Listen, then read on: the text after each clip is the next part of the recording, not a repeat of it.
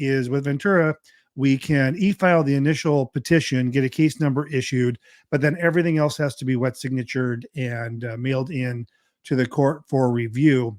And I reported on a short that last week I had a client ask for an update on the status of his judgment, because I told him or them that Ventura is running 4 months for judgments, and we had submitted this back in May.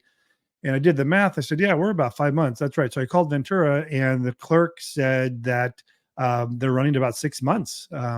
Here we are, middle of October, and we submitted this in May. And so we're 5 months in, and they said they're now working on the first week of May. So we still have 3 more weeks, and that's going to put them right at 6 months.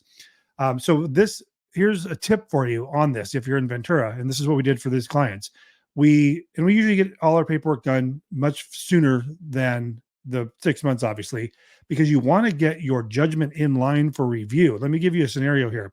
So let me tell you what we did, and let me tell you what you don't want to do. What we did was did their initial filing, worked through their settlement, their disclosures. They did all that, got me their terms. We got that all drafted up. They were happy with it. They signed it. They mailed it in to me last week, all final paperwork, because today was actually the first day we could turn it in. So once the 31 days have passed, I say 31 instead of 30, just so I don't accidentally mail something in too soon. But once the time has passed and we can turn in the default judgment package, we want to do that immediately. Today was that first day. So I basically overnighted priority mail over to the court today, so they can get it probably Wednesday and start processing that. At least get it in line lined up to be reviewed.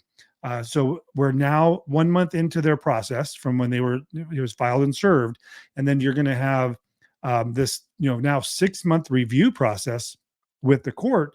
Imagine now if we didn't turn this in for 3 or 4 months.